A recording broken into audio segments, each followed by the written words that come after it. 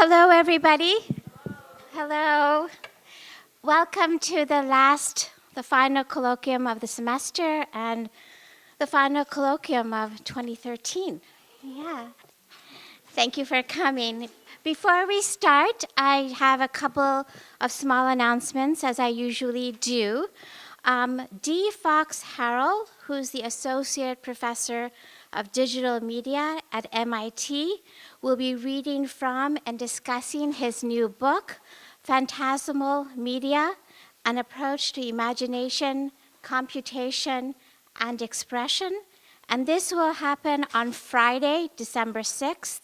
That is this Friday at 4 p.m. at the Harvard Coop. Okay? So today we have a packed festive schedule. At 4 o'clock, please come to the holiday party, which is co-hosted by African and African American Studies, the Committee on African Studies, and the Hutchins Center. Now, please warmly welcome Professor Ingrid Monson, the Quincy Jones Professor of African American Music.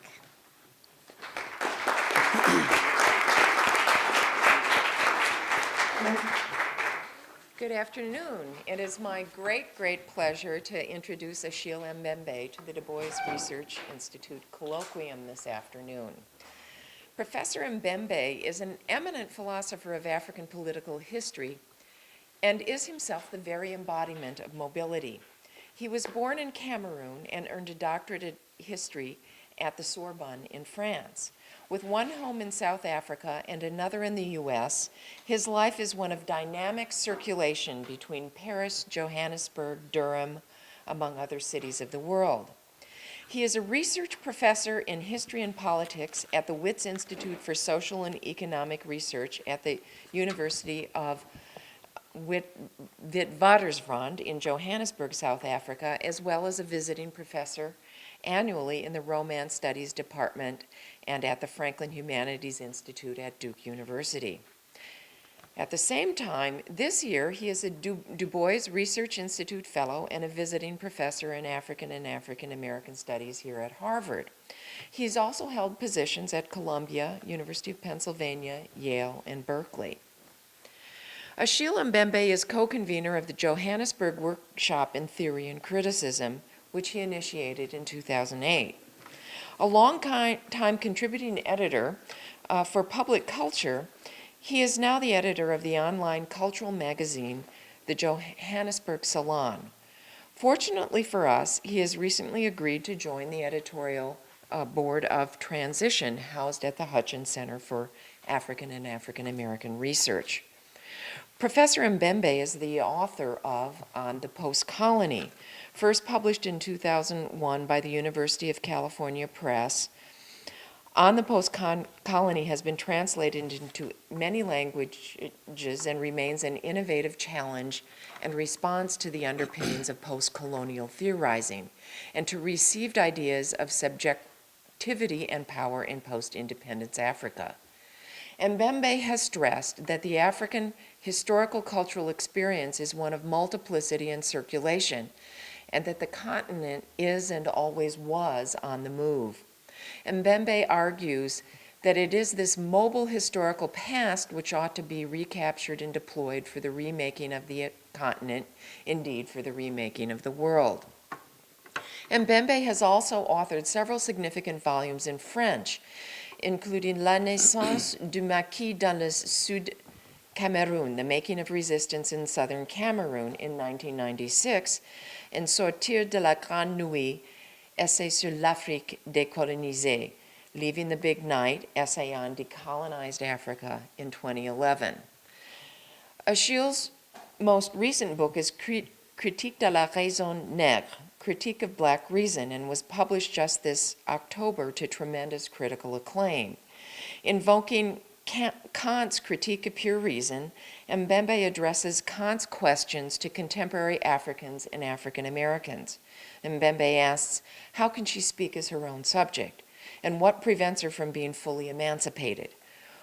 What is the nature of the battles for self-sovereignty which are being waged in the Caribbean, in Africa, and the United States? We have been most fortunate to have Professor Mbembe among us this semester. He has taught a highly successful course called African Future Cities. And his lecture to the Harvard African Workshop in September drew a giant overflow audience. He has been an active contributor to the workshop and generously spent time with our students. He's an inspiring guy, warm, funny, and a lot of fun to be around, both personally and intellectually. Today he will speak on the topic of democracy in the age of animism. Let's give our warmest Harvard welcome to Achille Mbembe. Thanks so much. Thanks so much. Fantastic.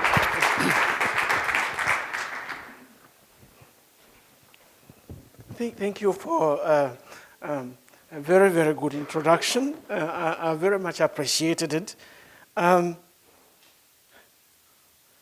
have just spent a semester here. Before I came, I mean, Skip didn't promise me the heaven here. But I have the feeling that as I'm about to leave, I saw a little bit of what heaven might look like. What I mean is that I have spent a fantastic time here. I have been overstimulated. There haven't been one single day when I was not happy. I had extraordinary students. We just ended our semester a few hours ago, and some of them are here. They have become excellent friends of mine, intellectual companions, and I really like them. Skip's presence has been, as you know, extremely enticing, not only through the PBS program, which I watched religiously, but just through the way he is and his capacity to assemble and mobilize all of us. My brother BJ, I very much liked his sense of humor and his way of calling us to take seriously what Africa is all about. Larry, the department, the Africa workshop, which I'll miss very much. So all of that to say that I have been very happy here, and I'm going back to Johannesburg full of new ideas. Now, the argument I'm going to make during this lecture is a bit complex. It brings together various strands of contemporary critical theory, and in fact, I'm still working on it. So it might help, as a matter of introduction, to tell you how I will proceed. First of all, I will make three initial comments as a way not of defining, but of problematizing democracy. What kind of political form is it? What makes it so unique? And how do we recognize it, and under what names? What kinds of foundational questions does it aim at answering, and with what degree of plausibility? I will deal with this at a certain level of generality, following along the way a set of clues derived from French political theory, theory of the likes of Claude Lefort, Jacques Rancière in particular, and to a lesser extent, Jean-Luc Nancy. Second, I will then highlight three kinds of critiques that have been made of this political form, especially during the last quarter of the 20th century and the beginning of the 21st, a time which corresponds to what, in my reading, is a moment of great convergence, the convergence between capitalism on the one hand and animism on the other, the blurring of distinction modernity used to establish between, on the one hand, people, and on the other hand, things. And having used the term animism, I will then have to explain what I mean by it, what type of phenomena it is meant to capture, and in doing so, I will argue that a reflexive engagement with animism opens a discursive space for accounting for what late capitalism has done to the idea and practice of democracy. I will further explain that this term, animism, which was supposed to apply to primitive societies, inadvertently points to core problems of contemporary life, some of which I will end up then highlighting. So let me start by saying that not everything that could be said has been said about the practice and idea of democracy, at least in its modern form. If we are to believe Alexis de Tocqueville and many other thinkers of the French Republican tradition, modern democracy emerges not simply as the rule of the people, but primarily as a defense of rights and as a rejection of arbitrary rule. And in this sense, democracy is a law that one has imposed upon oneself. This is the reason why it is the contrary of the subjection to the arbitrary will of another. It is this emergence under the sign of the affirmation of a right and of a law beyond any power which could appropriate them, which makes of modern democracy an entirely new form of society. In the ideal, this new form of society defines itself as a community of equals, a community in which each member takes part in ruling and in being ruled, a community in which sovereignty is now in the hands of everyone, legitimacy is no longer based on a natural order because the belief in a natural foundation of social inequalities has disappeared, differences of rank no longer go unchallenged, and by birth, we are now all formally equal and similar, even if we remain in reality unequal and different. Second, and from a political philosophical point of view, modern democracy is to be understood as a regime in which indeterminacy, rather than certainty, is fully embraced and instituted. Indeterminacy, for the simple reason that what we call the people, that is the preeminent subject of sovereignty, is by definition unrepresentable. The paradox of democracy is to attempt to represent the unrepresentable. That's why, indeed, at its heart lies indeterminacy rather than certainty. It is, by definition, the people unrepresentable because the people are fundamentally heterogeneous and divided. Indeterminacy is embraced and instituted in two ways.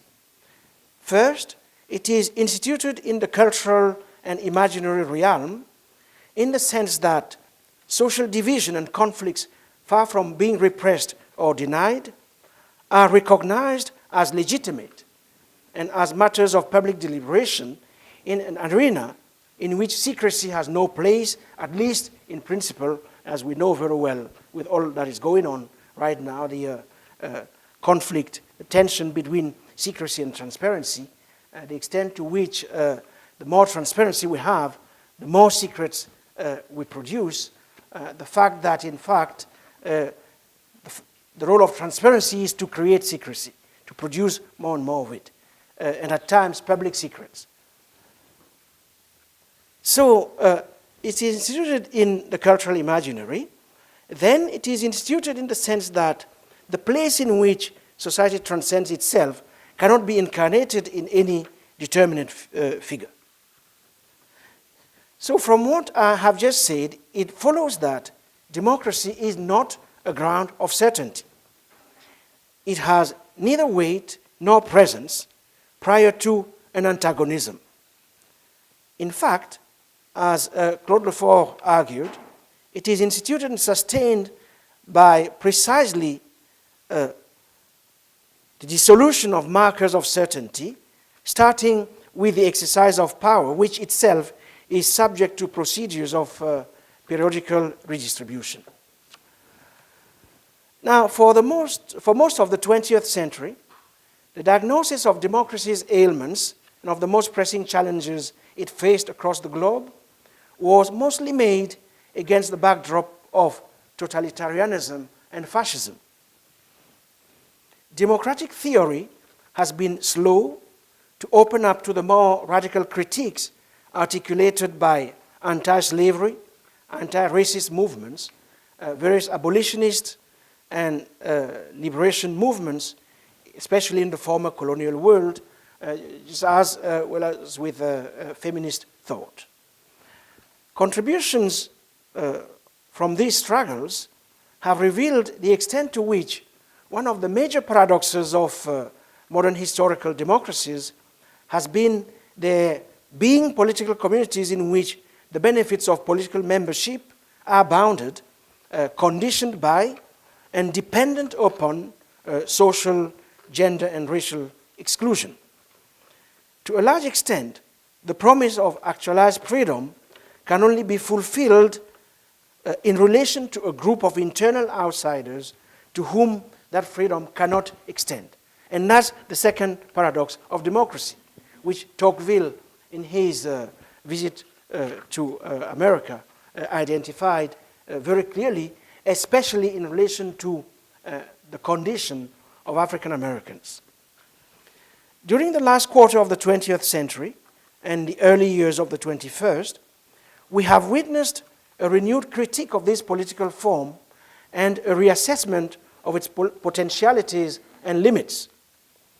This late century critique, whose primary aim was to link left theory with political practice, has been part of an ongoing effort to reverse what many perceive as the depoliticizing and the de-democratizing tendencies of late capitalism. That's an argument made by someone like Wendy Brown. Wendy Brown makes the argument that, in fact, if there is anything peculiar to late capitalism, it is that it is a factor of de-democratization. That the era we have entered in is an era in which we have less and less democracy. And she explains this through a reading of the new forms of governmentality or rationality ushered by what she calls neoliberalism. So let me just mention two such critiques, and then I'll move on. The first such critique has to do with the loss of liberal democracy's power to signify. According to this argument, liberal political principles have been overtaken by neoliberal rationality and its criteria of profitability and efficiency as a result of the colonization of everyday life by market relations, and as a result of the destruction of the natural foundations of life, our work, our needs, desires, thought, fantasies, and self-images have been captured by capital. An impoverished conception of democracy as the right to consume has triumphed, making it difficult to envisage a different economy, different social relations, modes of production, and needs and ways of life. And this, in turn, has led to debates about whether humans do indeed want the responsibility of authoring their own lives, and whether they can be expected to actively pursue their own substantive freedom and equality, let alone that of others. That's the line of critique articulated by Wendy Brown, but one finds the same line of critique made earlier on by ecologist theorists such as André Gortz, who wrote in the 70s. And on the other hand, the alliance between technology, capital, and militarism, with the aim of achieving what indeed the late French critic André Gortz called ectogenesis, this alliance has been expanded. In his mind, the term ectogenesis stands for the attempt to industrialize the reproduction of humans in the same way as biotechnology is industrializing the reproduction of animal and plant species. This project, what does it come to? It is fundamentally a project of abolition of nature. The idea that nature can be abolished and that the human can, to a certain extent, replace, to put it like this, natural nature by artificial nature. Or let's say a nature that is the same as technique. So this project of abolition of nature, according to Gortz, requires the abolition of politics. In order to achieve it, politics itself has to be abolished. And it has to be replaced by the market. It is a project that is driven by capital's project to transform life itself into a commodity, and such a pursuit of pure power, a power indifferent to ends and needs except its own, according to him, Gortz, is the ultimate threat to democracy. And he strongly believes that that's the era we have entered. So that's one kind of critique. I'll mention a second kind of critique and then move on to explain, let's see, what animism stands for and how can we make the relationship between animism on the one hand and this type of crisis of democracy I'm talking about. So the second kind of critique deals with what contemporary democracies have done with the double equation, security, liberty, and violence and the law, to which, as I was suggesting a moment ago, one could add secrecy and transparency. And here we are told that to a certain extent, our epoch is characterized by a structural relation between law and lawlessness. Law being mobilized to create more and more law-free zones. That under late capitalism, the function of law is not to guarantee justice. It is to create more and more law-free zones.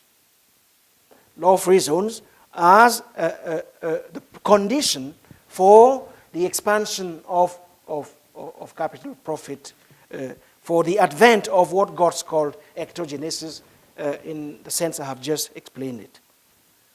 This double structure, law, lawlessness, law deployed to create more and more law-free zones, this double structure is inscribed in, for instance, contemporary logics of state and non-state terror.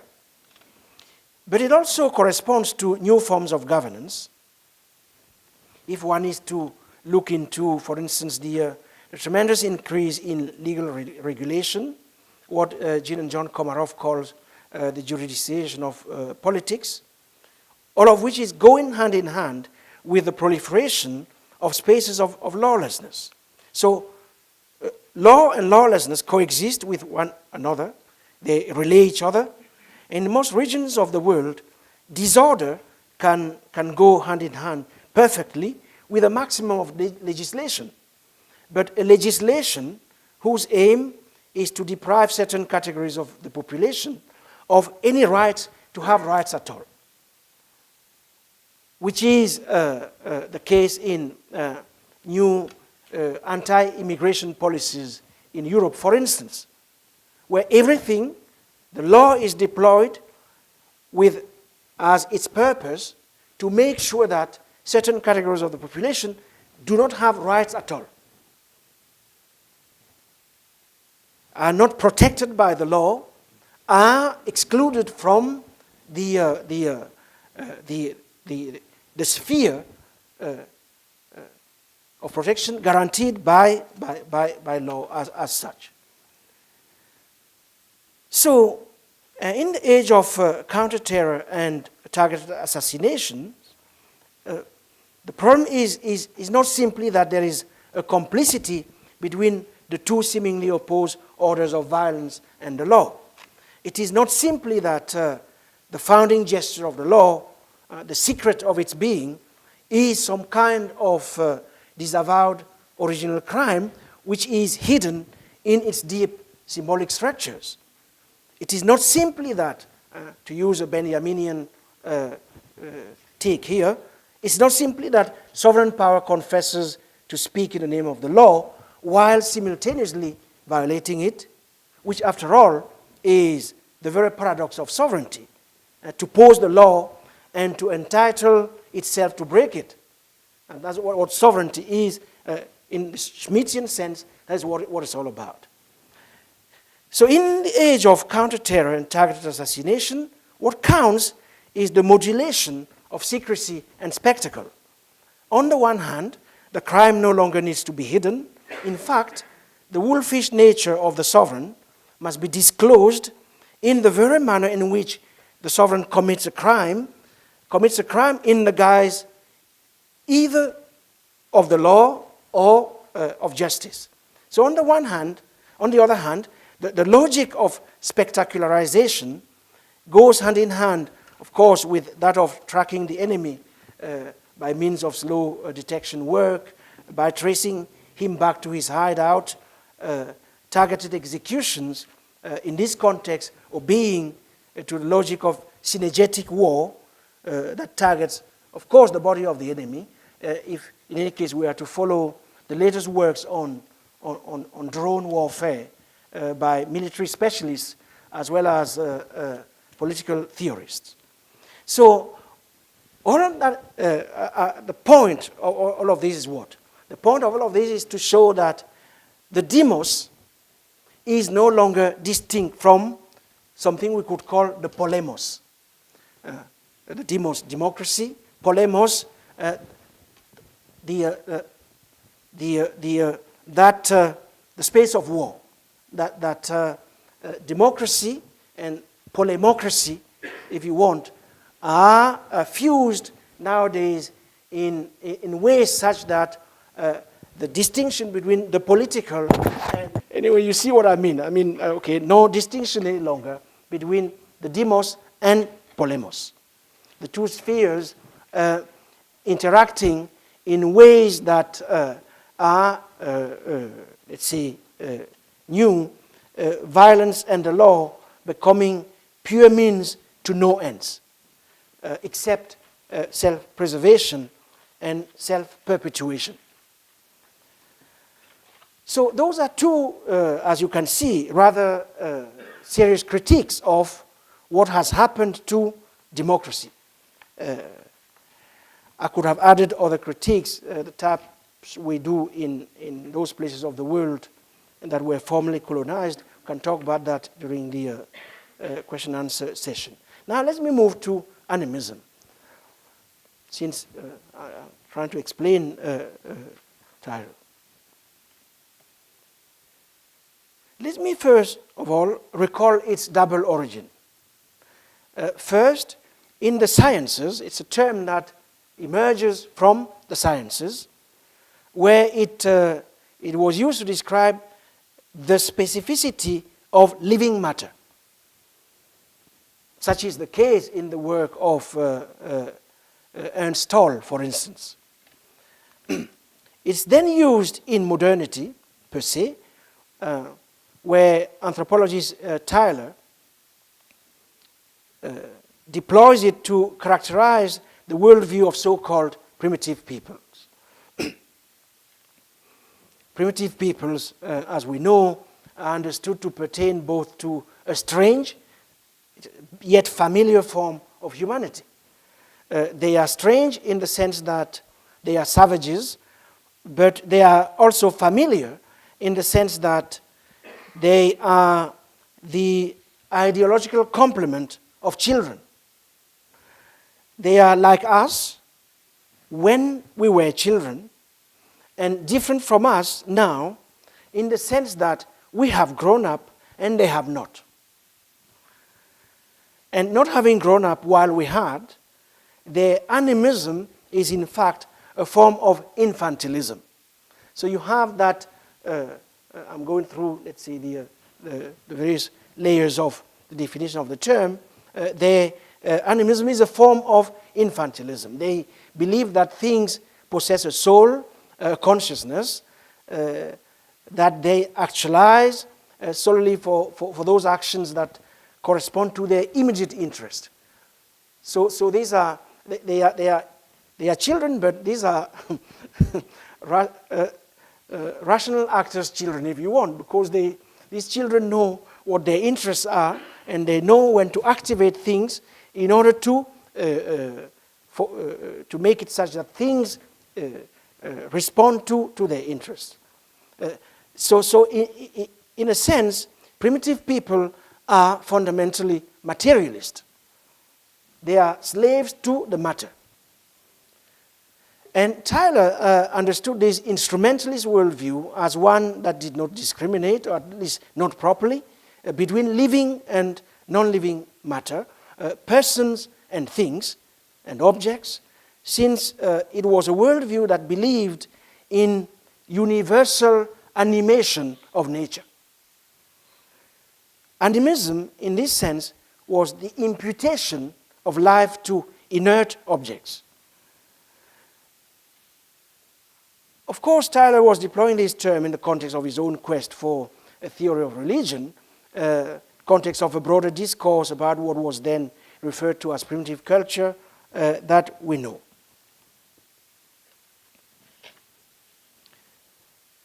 Now, if we strip this term from its accursed origins, the concept of animism, as I'm trying to use it here, refers to three things, and I will lay them out explicitly.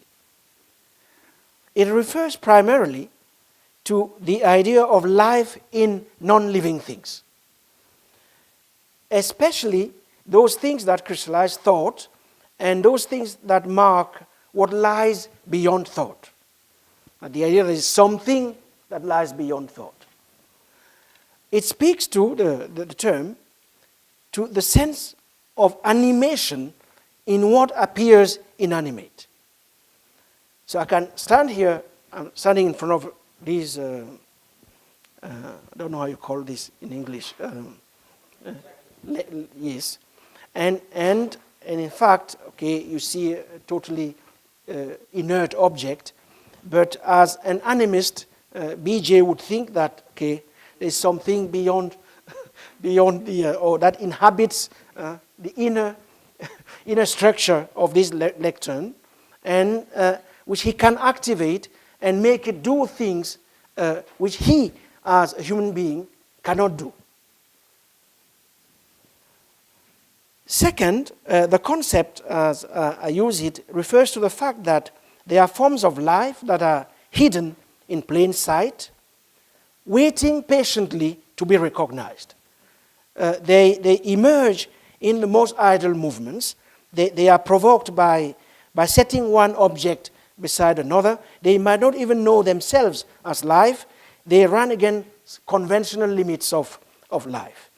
It might be a life that is a volatile thing, subject to accidental appearances, acquired in memory and imagination, or embedded, for that matter, in the shape of a tool. So how is it that we apprehend these hidden forms of life and their unacknowledged or neglected powers? We do that through patience, the politics of patience. But as you know, I mean, nowadays, politics of patience is something that sounds totally anachronistic, if only because of the acceleration of time that has been provoked by the, among many other things, the advent of new mediascapes. Third, the concept of animism has to do with the way we bring objects to life in a world where living things always fall into death, or into a deathly ritualized mechanical life. Life in one thing is always taken from other things. All of that having been said, let me now put on the table the major argument of our lecture, which is that, in fact, after a long eclipse, animism is back. And signs of this second coming are everywhere. If we read patiently, and if we read according to the three layers I have just laid out. These signs are everywhere, first in the animist zones of contemporary global commodity culture. Now, if we do a proper sociology of contemporary global commodity culture, we'll find out that it's made up of multiple zones, and some of them are animist zones. In fact, the condition for the existence and power global commodity culture has acquired, one of the conditions is precisely has to do with its animistic dimension. Whether one is referring to games of animation, animist toys sold to children, the world of things in general, for that matter, the world of Harry Potter. These signs are also there in the efforts to reanimate the world through the work of the Holy Ghost. And Skip agrees. I don't know whether he knows something about it, but okay.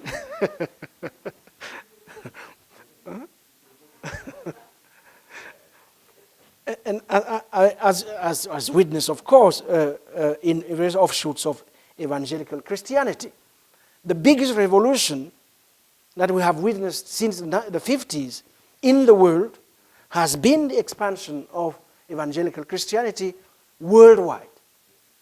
There's not one single place today in Africa, in Latin America, parts of Asia, where the presence of evangelical Christianity is not manifest, visible, and encompassing. Encompassing in the sense that it touches onto every single sphere of everyday life.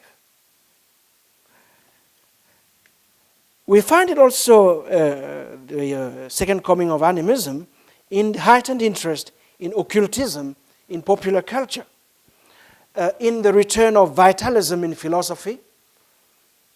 Almost impossible these days to open a philosophy journal without a piece on Bergson.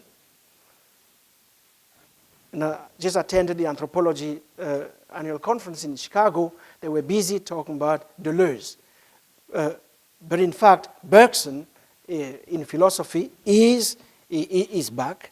In various forms of animation in digital art, for those of you who are interested in this, in biology and in the life sciences.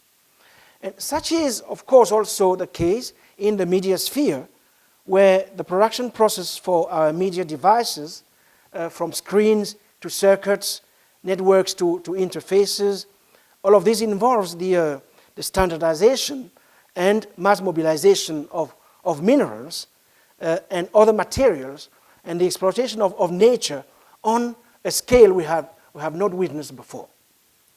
And whatever the case, ours is an animate environment, an age in which both time and space are transformed as they circulate through and between the actual and the virtual domains, one too in which sociality personification are increasingly applied to objects that heretofore existed on the other side of what seemed like a stable distinction. That distinction has collapsed. And the distinction having collapsed, there's no way in which we can continue to talk about the human subject within the parameters we used to use, the parameters of the Enlightenment that have so far been at the basis of our imagination of democracy. That the subject of democracy and the idea of democracy both have changed, while the forms, the institutions seem to have remained the same. And therefore we have that gap. So It is interesting that most of the objects I was mentioning are of small size. Tiny interactors and devices, active and inexpensive chips with a power source and which can send as well as receive radio waves, for instance. They also come to us as tags that can be embedded in objects, including cars, clothes, purses, wallets, shoes. That's why we have to take off our shoes when we go through the security at the airport. Because shoes can be, in this technotronic age, the site of embedding of these multiple mini nano objects, I should say. The other thing is that these are objects that can be read without needing a clear line of sight. Tags that can also trace objects as they move in time through integrated systems. A sign of this is the extent to which then new technologies have created an animated environment with agential and communicative powers. And combined with embedded sensors, mobile technologies, and relational databases, human subjectivity nowadays is constituted at the intersection with a world of objects that are no longer passive and are no longer inert. So you have sociologists and a number of people who are trying to make sense of this. Latour, for instance, Bruno Latour, Michel Calon, I can't quote them all.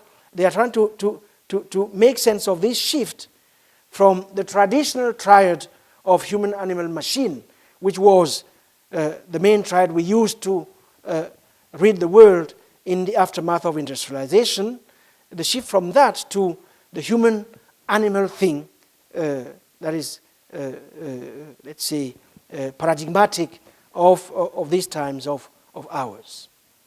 I could go on and on this. I could tell you about the materiality of these objects. The fact that they are in fact the political economy of these objects in a place such as the Congo is very visible. The fact that we cannot have PlayStation game consoles, we cannot even use our cell phones, we cannot travel by airplane, we cannot use our computers without relating, let's say, the social life to the extractive industries and all the wars that are going on around this economy in places such as the Congo, meaning that these objects have a genealogy and a politics. A genealogy and the politics, for example, in bloody wars, where a range of mining companies have their dubious part to play, including funding a war effort that has resulted in at least 1 million deaths in order to secure the extraction of the mineral. So that kind of genealogy has to be made if we want to understand what's going on. Now, let me then move towards the end. There are many other empirical examples I could have used, but we don't have much time. It seems to me then that all of this, what I'm saying, could be replaced within a broader context. And I just want to mention two elements of this broader context that has to do with the new pathways of capital. New pathways of capital that form the web and texture of our contemporary experience. So one of the main features of this new political economy is the extent of capital's ramification and dissemination into the domains of the visual and, more generally, the senses, or should I add, the sensual. Indeed, the 20th century has seen the emergence of a general phenomenon that might be called image capitalism. Image capitalism is a form of capitalism in which the image is not simply taking over the calculative functions yesterday associated with numbers, Simmel and the others, or Max Weber for that matter. But the image has become a techno-phenomenological institution.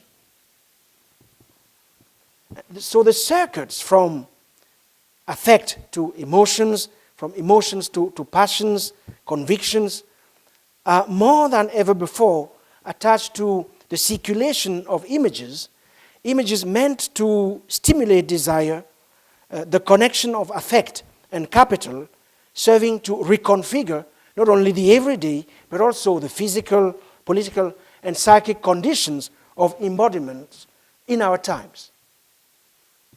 So that's a major event that forces us to not dislodge the privilege we have in social theory attached to the visual. If anything, the visual has been reasserted as one of the major ways in which we enter the world and make sense of it. I can see, we are all, some of us here, we teach. So if I were to, in my classrooms, most of my students, they think with images. Images are not simply a support, an illustration.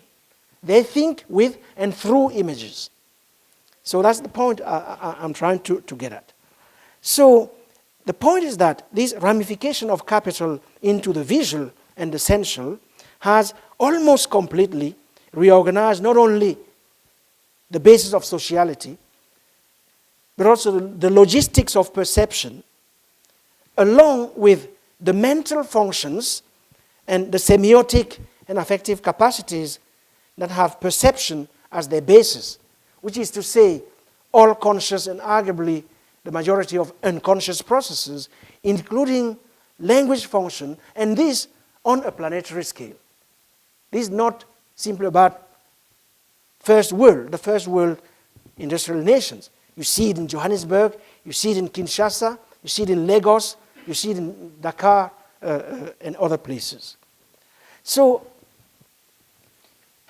if capital has captured the cognitive linguistic capacities of the species, what does it imply for the function of democracy as I've tried to define it a moment ago? If our live world is increasingly produced at the interface of the visual, the imaginal, and the digital, can we keep going on with an understanding of democracy as inherited from, let's say, late 19th century? Let me end then with something maybe even more ominous. That has to do with the shift, another shift I perceive, the shift from thingness to thinghood.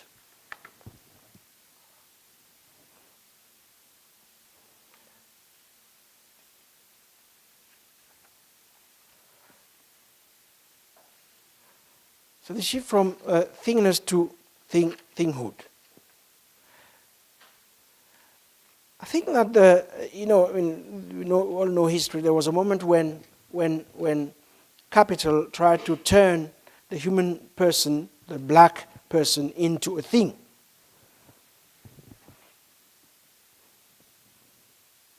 It partially succeeded and it partially didn't. If only because then we believe that a thing doesn't speak, and then the slave was a speaking thing.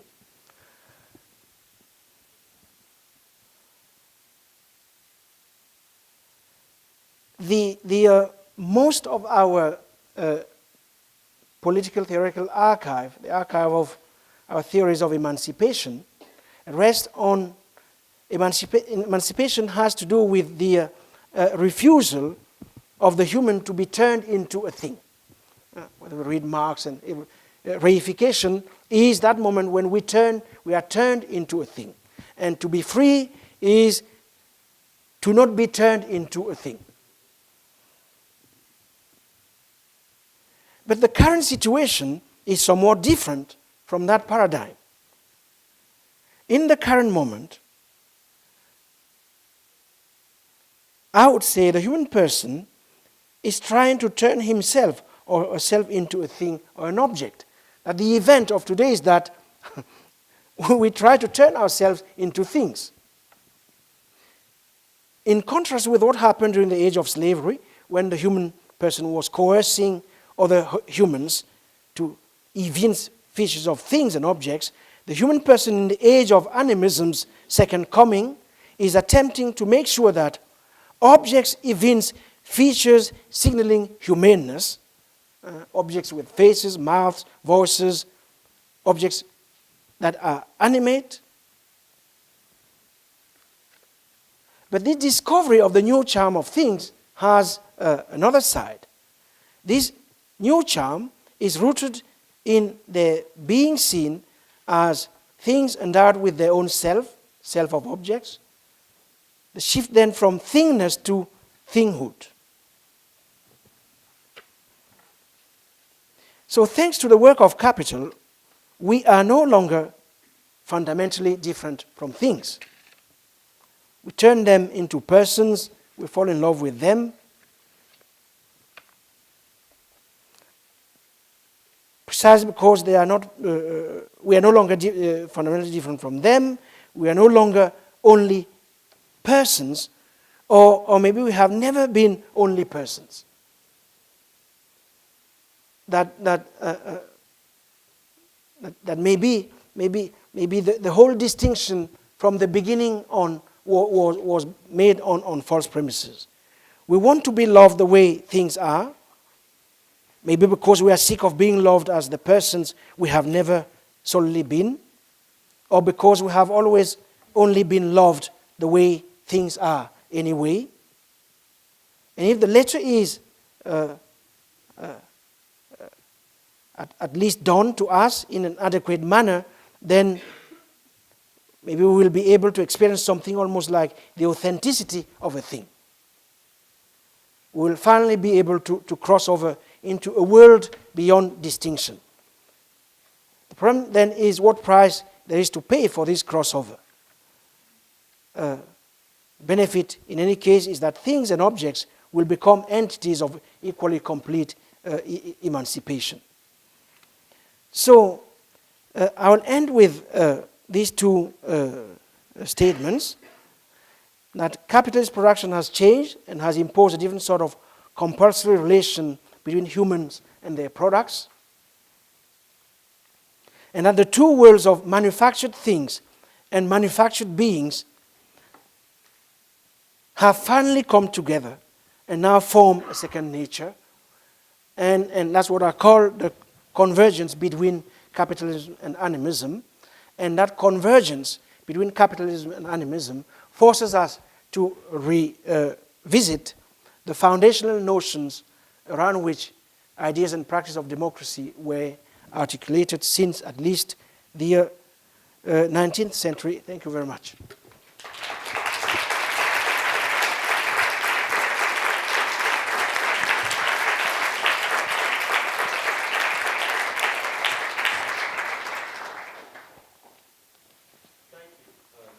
Is this on? Yeah. Thank you, Achille. It's fascinating. So much to chew on. I know the students at 1 o'clock have to disappear. I want you to go back and just gloss a bit your definition of indeterminacy and being fundamental to the nature of democracy, because I want to make sure I followed that. And then second, unless I missed it, you didn't talk about the role of computer technology in this era of animism, the thingification of the of the thing, right, or of the human being, and the making animate the thing, and it's one of the miracles to me of the transformation of matter into energy. The fact you could type computer code, and then this magical thing happens, you know, from a mathematical formula based on a binary number system, and then you get this result out in the world. It's like totally magic to me. But I still find light bulbs magical, right? But I particularly find the relationship between computer code and all that ensues from that quite astonishing. And I was hoping that you would talk about animism manifesting itself in the huge evangelical movement, not only in Africa, but in South America. If Marcy were here, she would say animism is the second biggest phenomenon after hip-hop, of course, you know. Another form of animism, maybe. But anyway, I just wonder if you could respond to those two things, if you would. And I found your paper fascinating.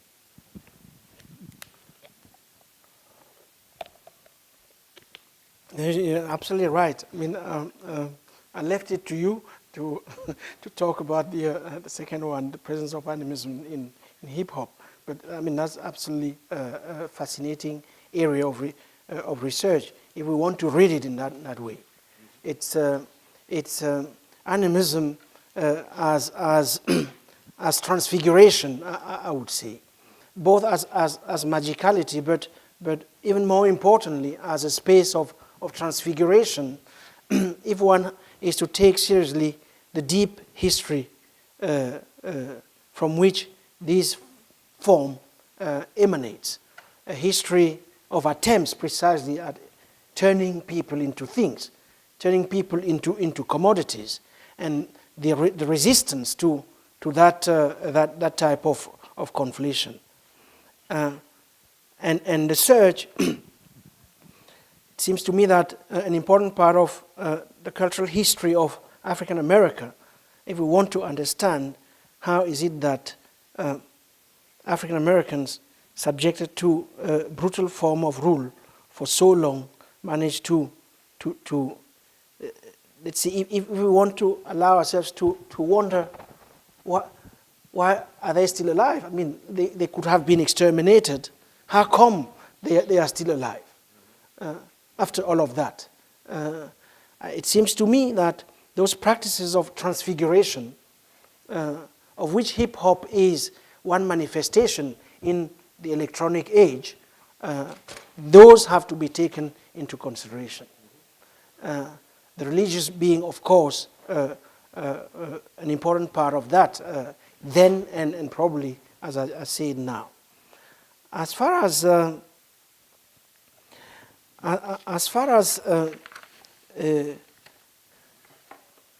think your first question is concerned, I think you're right too. You're absolutely right. It seems to me that there's a space here to look into all that has to do with electronic technologies. The way we consume these technologies in a manner that is new. What is it that we consume when we consume electronic technologies? We consume, it seems to me, images, of course, but not whatever image. We consume radiant images. We consume energy, energy from screens, from monitors, pages, other sources that clutter our lives. In a world that is physical and material, but in a world also in which luminous phenomena have become the norm. That questions of light, energy, matter, fluorescence. I'm sorry, I'm thinking in French, I'm trying to translate. Fluorescence, fluorescence. Yes, yeah. Yeah, these things here, yeah. We haven't we haven't paid enough attention to what is the social life of these things, of light, luminosity. It seems to me that we have to go, cultural studies or whatever you want to call them, have to attend to those foundations if we are to indeed give consistency, meaning to this term of animism I've been playing with. Good. Questions, comments? BJ. Achille, you can call people. As usual, Achille, very provocative. And I particularly enjoyed your casting me in the camp of animists. But two questions. One, it seems to me that you are conflating capitalism and democracy. Actually, you started off with democracy, and in your concluding thoughts, you actually focused almost entirely on capitalism. And I think that conflation needs to be thought out carefully. I don't see you standing back to reflect on the relationship between capitalism and democracy. The main point being that there are different forms of democracy, some of them corresponding to different stages of capitalism, different zones of capitalism, capitalism in the central, in the center, and peripheral forms of, zones of capitalism. So I think you completed. But the more serious critique I want to raise is, how do you relate, in the general camp of postmodernist thought, postmodernist avant-garde critical theory, to the use of hyperbole? Because it seems to me that there's a lot of hyperbole, which is very, very powerful and suggestive, but at the same time methodologically very, critical. And I'll just use one instantiation. It seems to me that much of the critique of capitalism that you make is actually true, generally true, of a particular zone of millennial or 21st century capitalism. That zone which is highly resistant to regulation. That zone which becomes magical in its thinking. The other zones of capitalism are still very rational in terms of production, distribution, circulation. But you are conflating all of them. What is known as casino capitalism is mostly rooted in the financial services industry, which is highly resistant to regulation. It's unregulated, and therefore it institutes this regime of the second coming of animism. And if I were to signify back to you, as you did to me, I would have said that it seems to me that the second coming of animism, which is so brilliantly outlined, might be related to the born-again Achille Mbembe that I spoke about not too long ago. I knew you were going to do that.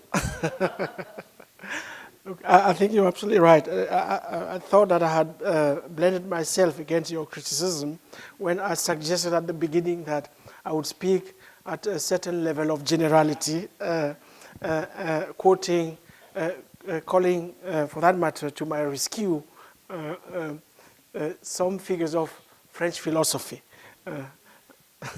But clearly you were not satisfied with that. So I simply have to admit that you're absolutely right.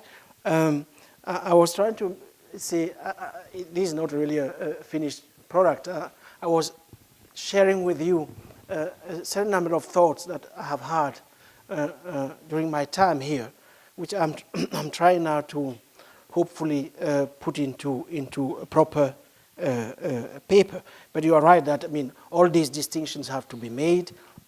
We cannot purely and simply conflate capitalism and democracy, whatever form democratic regime has taken. We have to do it more subtly. Your point on what I was really interested in examining, maybe my terms were not very precise, was not capitalism in general, but I was interested in a number of things. One, the debate that is going on, especially on the left, critical left, on what has happened to democracy under current conditions. Under what some call late capitalism, which has, as we know, witnessed the predominance of financialization over production, at least in the first world, which has witnessed a tremendous expansion of procedures of abstraction, whether one is dealing with money itself or one is dealing with calculative questions of calculation, validation, and enumeration. I was looking into that debate. I was trying to put it in relation to another debate that is going on, especially in the history of sciences and certain parts of anthropology, on the question of what is the human. What is the human in the age of the Anthropocene?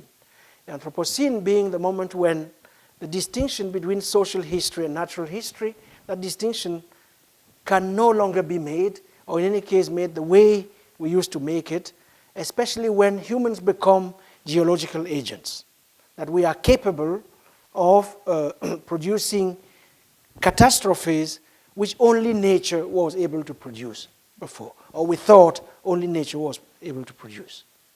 So, and then I was trying to put together those two debates with another set of debates that is going on, especially in new media studies. There's all these questions of the luminous, the devices, etc. So as you can see, the puzzle is not yet really properly stable. But I just want to indicate that this is the field within which the speculations you have heard, that's where they come from. But BJ, I think that there are moments when speculation is important, if only as a preliminary to more ethnographically, historically based research. I think that we have to rehabilitate speculation as an activity, a critical activity in and of itself in the kind of work we do. Okay, we'll take. Well, thank you for an absolutely fascinating paper, and I'm struck overall the circulation of themes that have grown ever larger in academia. One, the boundary between humans and non-humans, okay, the species boundary, and then this boundary between people and things. I think of Latour problematizing those things. I, as a humanist, sort of feel like, are we ultimately going to have to give up the special belief in that there being something special about human beings, as humanism has been particularly understood? What do we gain by giving that up? What do we lose by giving that up? And what do you view as is there a politics of liberation in there? Or is it a politics of ever-encroaching domination?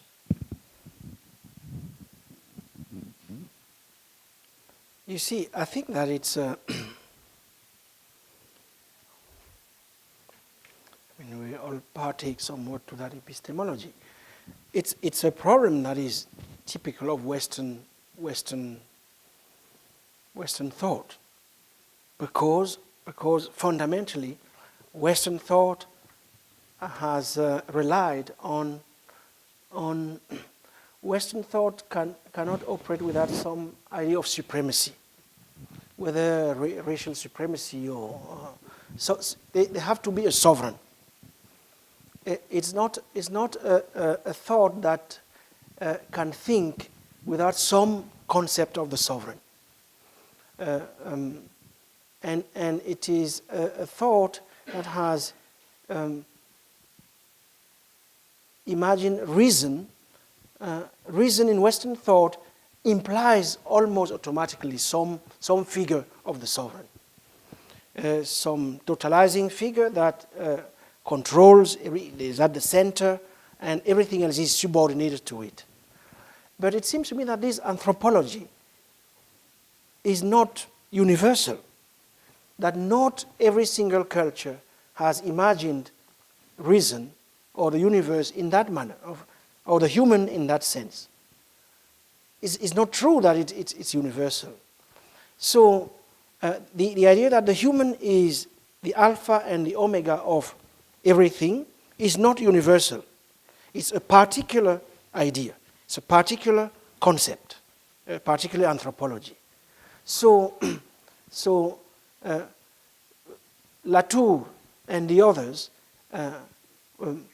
would do well to listen to this and to realize that in other historical universes,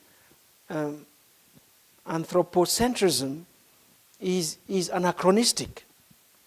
So it seems to me if we really want to think globally, if we want to think universally, we have to have a deeper archive.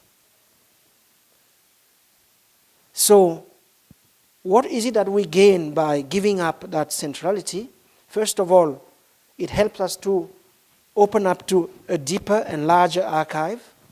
And in opening up that deeper and larger archive, we will be able to come up with, let's say, different constellations that might allow us to then better confront the dilemmas of the present.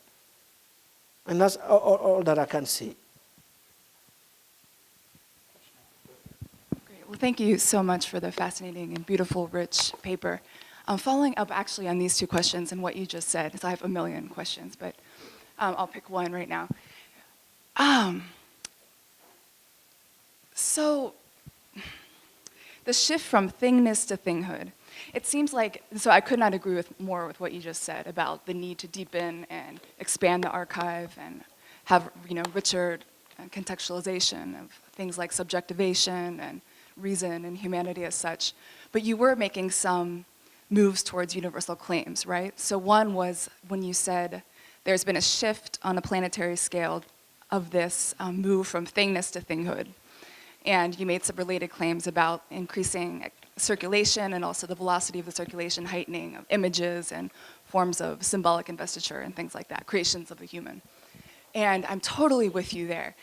But when it comes to this claim about the increasing human identification with an object world, a loving one even, so people cathect to a self-image of objecthood, I was thinking actually, and then you turn to various domains across the social sciences and humanities, and one of them was the actor network theory, STS type stuff, Latour and Calonne. But when I think about those people, I think actually a lot of the debates about the rise of modern subjectivity itself can be traced to 19th century philosophical innovations, which I happen to love, like Hegel and Marx, and then up through 20th century, I would say more dialectically inflected theoretical discourses, so Frankfurt School type stuff, but also predecessors like Lukács, and I know you like Lukács as well. You brought up reification. And one of the claims of this was that, in modern capitalism, subjectivity itself is reborn within the terms of dialectically predicated, sociality and relations with the object world through labor. So subjects themselves become shorn of all their qualities, abstract, interchangeable, interdependent, only in so much as the commodity form is mediating their relationships with each other, with themselves, and with the natural world, right? So to reproduce themselves, they must engage in these commodity-mediated relationships. And in this sense, laborers felt emancipated through becoming objects, right? Because they could, emancipated, quote unquote, of course this is extremely problematic language, but it was emancipatory insofar as they could move and sell their labor power if there was a market, right? Market demand, independent of privileges and status-based permissions from feudal overlords and things like this. So this was a moment of emancipation and also profound domination and evacuation of the subject as such, the subject as shorn of any substance. But the idea was that emancipation would come through this form. Yeah. So do you think that this would be good? Returning to the dialectical materialism is basically what I'm asking, right? And emancipation through this form. That's riveting.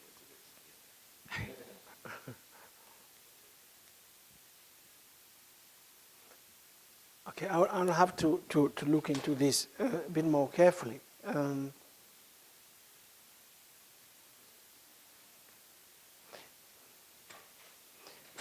It seems to me that a lot of the theories of emancipation inherited from the 18th century European 18th century imagination, most of those theories are premised on the distinction, a clear distinction between the subject and the object. And that's the starting point. The subject is not an object. The object cannot be a subject. And emancipation consists in resisting, for the subject, resisting becoming an object. And to a large extent, it seems to me that the so-called civilizing process of which Norbert Elias and the others talk about, frankly, that's what it has, what it's all about. Making sure that the human, the category of the human, is preserved, is not the same as the category of the object. Because if the human becomes an object, then the possibilities of freedom, of mastery, of control, all of that collapses.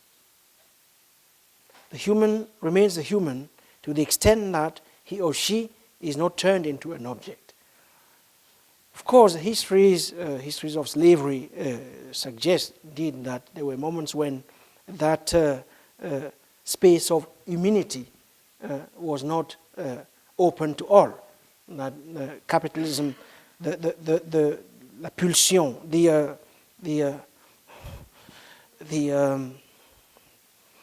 let's say the real capitalist unconscious. That's where it lies. That capitalism, if left to its own devices, will turn everything into everything else, and institute a regime of generalized equivalence and fungibility, that one thing can be converted into another. And civilization means regulating that impulse and disciplining it and controlling it. So what we see now, and that's what I was suggesting, is that those confines are being eroded, and therefore we are entering into an age when indeed that generalized equivalence is no longer just a horizon. It's with us. Not in the same way everywhere, of course, but it is there in actuality. And one way in which it is being made acceptable is through, let's say, emphasizing the animated part of the things and claiming for a kind of democracy that would encompass humans, animals, plants, and other species, which is something written in the Constitution of Ecuador, for instance. The Constitution of Ecuador allows for imagining of a kind of polity that is not simply made up of humans, but also of other living species. So how would it function? I'm not quite sure. Achille, unfortunately, we're out of time. It is past 1:30. Thank you for a brilliant